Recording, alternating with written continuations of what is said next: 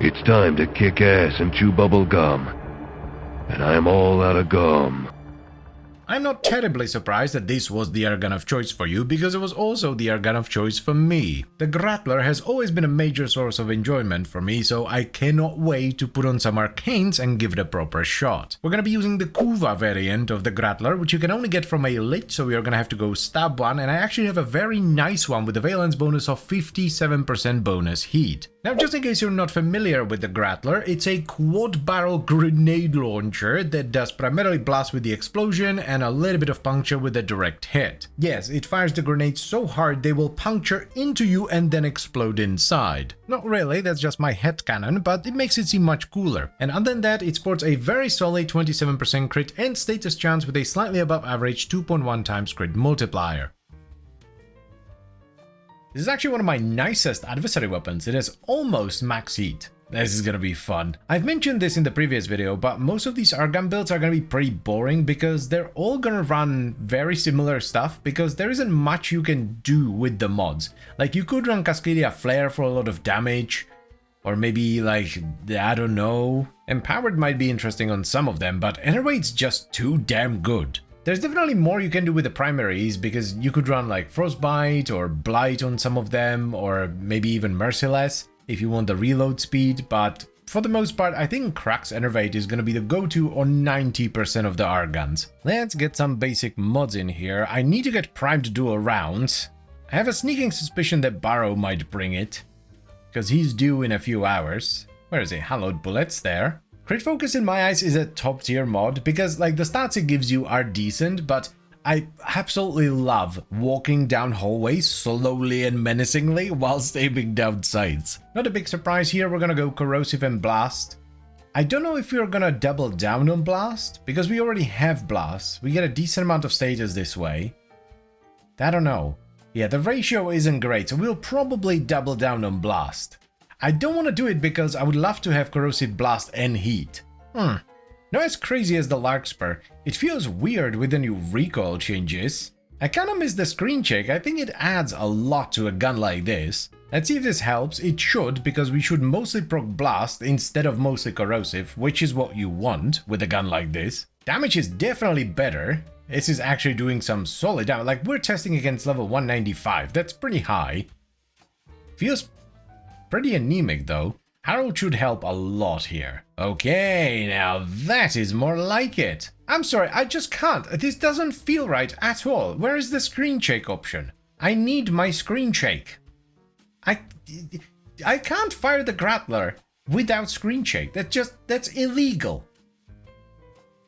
Ah, much better. Okay, this is better. This is actually feeling like something, but I think the numbers are too small. Look at them petite little numbers. That won't do at all. Let's not go too crazy, but I want to feel something, goddammit. Oh, feelings have been achieved. This is what I want. This is what I desire. It's what I require. Yes. Instant fun. It's a bit weird because nothing has changed. It's just the screen is shaking and the numbers are bigger, but it makes me happier.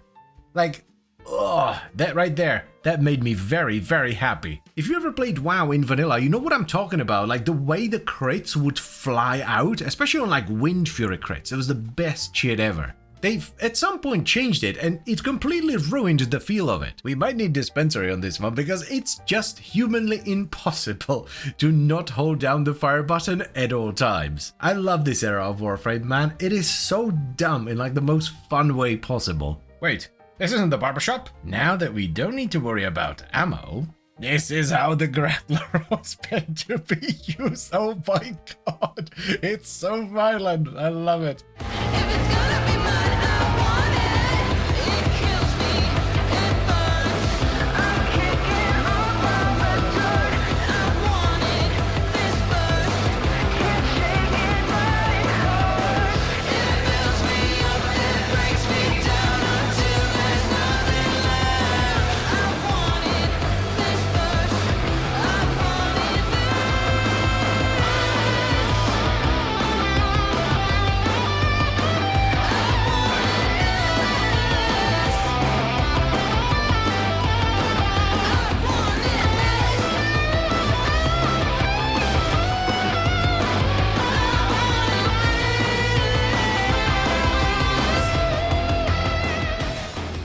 This is absolute peak Warframe for me. Like, this is seriously some early 90s Arnold Schwarzenegger type stuff.